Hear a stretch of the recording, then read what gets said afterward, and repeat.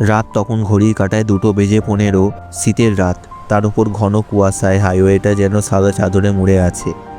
গাড়ির হেডলাইটের আলো খুব বেশি দূর পৌঁছতে পারছে না, মনে হচ্ছে কুয়াশার দেয়াল ভেদ করা অসম্ভব। অনেক স্টিয়ারিং শক্ত করে ধরে বসে আছে, তার পাশে রিয়া ঘুমে ঢুলছে।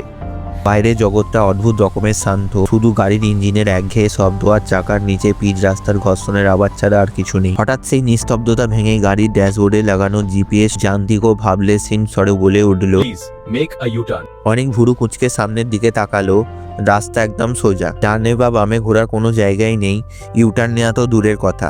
সে ভাবলো হয়তো নেটওয়ার্কের সমস্যার কারণে জিপিএস ভুল বকছে। সে সোজা গাড়ি চালিয়ে যেতে লাগলো, কিন্তু ঠিক 5 মিনিট পর আবার সেই একই নির্দেশ ভেসে এলো, প্লিজ মেক ইউটার্ন।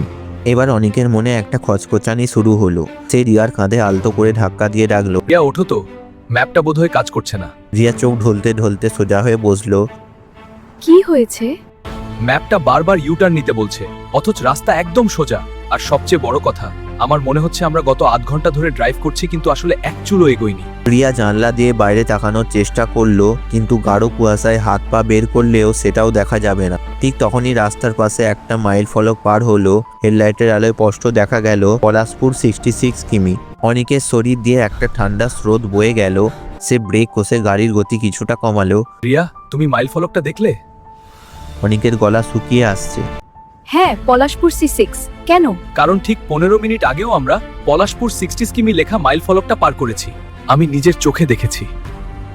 আমি ভেবেছিলাম আমার মনের ভুল, কিন্তু এখন ধুর, তুমি হয়তো ভুল দেখেছো। রাতে হাইওয়েতে সব মাইল ফলক একই রকম লাগে। তুমি বেশি চিন্তা করছো। অনেক কিছু বলল না, কিন্তু এসির তাপমাত্রা বাড়ানোর সত্ত্বেও গাড়ির ভেতরটা হঠাৎ অস্বাভাবিক ঠান্ডা মনে হতে লাগলো।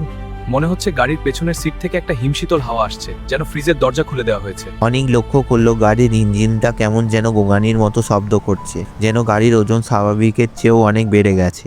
হঠাৎ রিয়া অনেকের হাতটা খামচে ধরলো।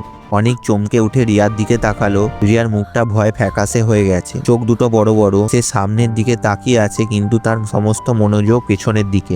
অনেক আর রিয়ার গলা কাঁপছে। রিয়া ফিসফিস করে বলল, অনেক, গাড়ি থামিও না, স্পিড বাড়াও, আর একদম ভুলেও পেছনে তাকাবে না। কেন? কি হয়েছে রিয়া? অনেক রিয়ার আতঙ্ক দেখে নিজেও ঘাবড়ে গেল। পেছনের সিটে কেউ একজন আছে।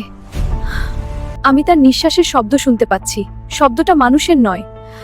অনেকের হৃস্পন্দন যেন গলার কাছে উঠে এলো। সে রিয়ার ভিউ মিররে তাকানোর সাহস পাচ্ছিল না, কিন্তু মানুষের স্বভাবই হলো নিষিদ্ধ জিনিসের প্রতি আকৃষ্ট হওয়া। মনের অজান্তে তার চোখ চলে গেল লুকিং গ্লাসে। পেছনের সিট অন্ধকারে ডুবে আছে, কিন্তু সেই অন্ধকারের মধ্যেও স্পষ্ট দেখা যাচ্ছে দুটো জলজলে চোখ তাদের দিকে তাকিয়ে আছে, আর সেই চোখের নিচে একজোড়া বিভৎস ঠোঁট হাসছে। ঠিক তখনই জিপিএসটা পাগলের মতো চিৎকার করতে শুরু করলো। গলার স্বরটা আর যান্ত্রিক নেই, বরং এক পৈশাচিক গর্জনে পরিণত হয়েছে। U turn! U turn! Destination is behind you! অনেক ভয়ে চিৎকার করে এক্সিলেটারে পুরো চাপ দিল, কিন্তু গাড়িটা যেন এগোতেই চাইছে না। মনে হচ্ছে পেছনের অদৃশ্য কোনো শক্তি গাড়িটাকে টেনে ধরে রেখেছে। গাড়ির চাকা রাস্তার ওপর স্লিপ করতে শুরু করলো। হঠাৎ ধপ করে গাড়ির সমস্ত আলো নিভে গেল, ইঞ্জিন বন্ধ হয়ে গেল। চারপাশ নিরেট অন্ধকারে ডুবে গেল, শুধু জিপিএসের স্ক্রিন নীলচে আলোটুকু জ্বলছে। সেই ভৌতিক নীল আলোয় অনেক দেখলো রিয়ার পাশের জানলার বাইরে থেকে একটা বিভৎস লম্বা আঙুলযুক্ত হাত ছাপ ফেলছে, আর ঠিক তাদের দুজনের কানের কাছে, খুব কাছে, গাড়ির পেছনের সিট থেকে একটা ভারী পচা গন্ধযুক্ত নিঃশ্বাস আর ফিসফিসানি শোনা গেল। আমি বলেছিলাম ফিরে যেতে, এখন আর ফেরার পথ নেই। অনিক আর রিয়ার গগনবিদারী চিৎকারে হাইওয়ের নিস্তব্ধতা খান খান হয়ে গেল, কিন্তু সেই কুয়াশাচ্ছন্ন অসীম রাস্তায় সেই চিৎকার শোনার মতো কেউ ছিল না। তাদের গাড়িটা ধীরে ধীরে কুয়াশার মধ্যে মিলিয়ে গেল, যেন ওটা কোনোদিনই অস্তিত্ব ছিল না। শুধু জিপিএসটা তখনও জ্বলজ্বল করছে, আর রাস্তায় মাইল ফলকটা দেখাচ্ছে পলাশপুর 66 কিমি।